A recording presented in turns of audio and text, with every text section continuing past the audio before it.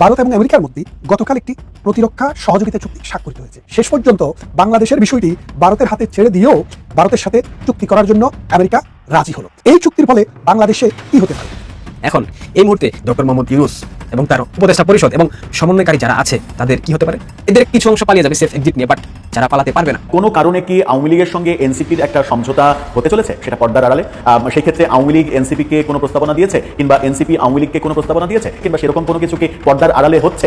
তাহলে অধ্যাপক ইউনূস সরকারের জন্য বিপদ আরও বাড়তে পারে, কারণ অনির্বাচিত সরকার হওয়ায় বাংলাদেশের অন্তর্বর্তী সরকারের পক্ষে বিদেশের চাপ সামাল দেওয়া বেশ কঠিন। রাজনীতিতে তোলপাড় লেগে গেছে, বিএনপিতে, জামাতে, এনসিপিতে, এমনকি নিষিদ্ধ ঘোষিত আওয়ামী লীগও। এ বৈঠকে অংশ নেন সেনাবাহিনীর প্রধান জেনারেল ওয়াকারুজ্জামান, নৌবাহিনীর প্রধান অ্যাডমিরাল মোহাম্মদ নাজমুল হাসান ও বিমান বাহিনীর প্রধান এয়ার চিফ মার্শাল হাসান। আসসালামু আলাইকুম প্রিয় দর্শক, রাজনীতিতে যে পরিস্থিতি চলতেছে তার আলোকে বেশ কয়েকটা ভিডিওর বিশেষ অংশ আপনারা দেখেছেন।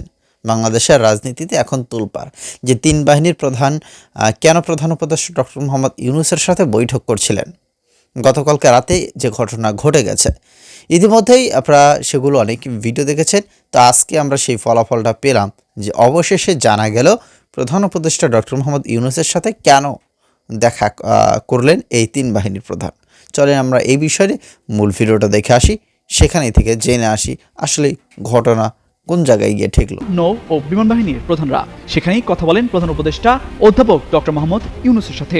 বৈঠকে উঠে আসে নির্বাচনের প্রস্তুতি ও সেনা মোতায়েন সহ বিভিন্ন বিষয়। আগামী ফেব্রুয়ারির প্রথমার্ধে অনুষ্ঠিতব্য ত্রয়োদশ জাতীয় সংসদ নির্বাচনে যেন নিশ্ছিদ্র নিরাপত্তা বজায় থাকে এবং নির্বাচন যেন শান্তিপূর্ণভাবে অনুষ্ঠিত হয় সে বিষয়ে সব ধরনের প্রস্তুতি নিতে তিন বাহিনীর প্রধানকে প্রয়োজনীয় নির্দেশনা দেন প্রধান উপদেষ্টা। স্কিন শুষ্ক রুক্ষ হয়ে যাবে বলে কি বাইরে যাবে না? জাস্ট 1 2 3 4 করো, স্কিনটাকে রিভাইভ করো। এ বৈঠকে অংশ নেন সেনাবাহিনীর প্রধান জেনারেল ওয়াকারুজ্জামান, নৌবাহিনীর প্রধান অ্যাডমিরাল মোহাম্মদ নাজমুল হাসান ও বিমান বাহিনীর প্রধান Air Chief Marshal Hasan Mahmud Khan. শনিবার সন্ধ্যা 7টায় রাষ্ট্রীয় অতিথি ভবন যমুনায় এই সাক্ষাতের তথ্য দিয়ে এক সংবাদ বিজ্ঞপ্তিতে বৈঠকের বিষয়বস্তু তুলে ধরেছে প্রধান উপদেষ্টার কার্যালয়। সেখানে বলা হয়, বৈঠকে ত্রয়োদশ জাতীয় সংসদ নির্বাচনে নিশ্ছিদ্র নিরাপত্তা বজায় রাখা ও শান্তিপূর্ণভাবে ভোট আয়োজনের বিষয়ে সব ধরনের প্রস্তুতি নিতে তিন বাহিনীর প্রধানকে প্রয়োজনীয় নির্দেশনা দিয়েছেন প্রধান উপদেষ্টা মোহাম্মদ ইউনূস। সাক্ষাৎকালে আগামী ফেব্রুয়ারির প্রথমার্ধে অনুষ্ঠিতব্য নির্বাচনের জন্য সশস্ত্র বাহিনীর সব ধরনের প্রস্তুতি নেওয়ার বিষয়ে প্রধান উপদেষ্টাকে অবহিত করেছেন তিন বাহিনীর প্রধান। বিজ্ঞপ্তিতে বলা হয়, সাক্ষাৎকালে জাতীয় নিরাপত্তার পাশাপাশি দেশের আইন শৃঙ্খলা রক্ষায় সামরিক বাহিনীর সদস্যদের কঠোর পরিশ্রমের জন্য সাধুবাদ জানান প্রধান উপদেষ্টা। ডক্টর মোহাম্মদ ইউনূস বলেন, গত 15 মাসে সেনাবাহিনী সহ সব বাহিনীর সদস্যরা দেশের আইন শৃঙ্খলা রক্ষায় অত্যন্ত কঠোর পরিশ্রম করছে। আসন্ন নির্বাচন যেন নিশ্চিদ্র নিরাপত্তার চাদরে ঢাকা থাকে সেজন্য তিন বাহিনীকে প্রয়োজনীয় নির্দেশনা দেন তিনি।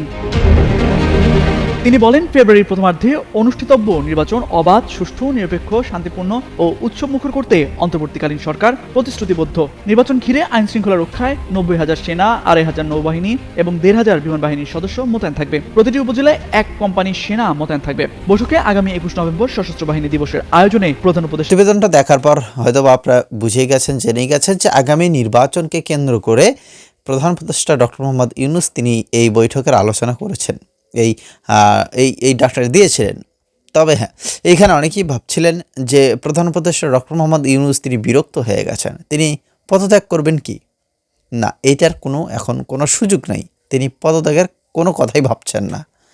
তিনি যতই চাপে থাকুক না কেন তিনি সরে যাবেন না। তবে হ্যাঁ, সরে যেতে হয়তোবা সময়ও লাগবে না, যে কোনো সময় তিনি সরে গেলেও যেতে পারেন।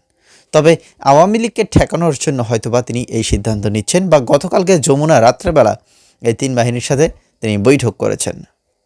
বৈঠকে তিনি সিদ্ধান্ত নিয়েছেন যে সেনা, নৌ, বিমান সব বাহিনীকে মাঠে নামিয়ে দিয়ে অবশ্যই বাংলাদেশে একটা সুষ্ঠু অবাধ নির্বাচন করতে হবে। বাংলাদেশকে একটা সুষ্ঠু অবাধ নির্বাচনের মুখোমুখি আনতে হবে, মানুষের যেন সেই বিশ্বাসতা ফিরে আসে। প্রিয় দর্শক শ্রোতা মণ্ডলী, কী মনে হয় আপনাদের এখানে ডক্টর মোহাম্মদ ইউনূস তিনি সফল হবেন কিনা সেটা কমেন্টে লিখবেন। ধন্যবাদ সকল।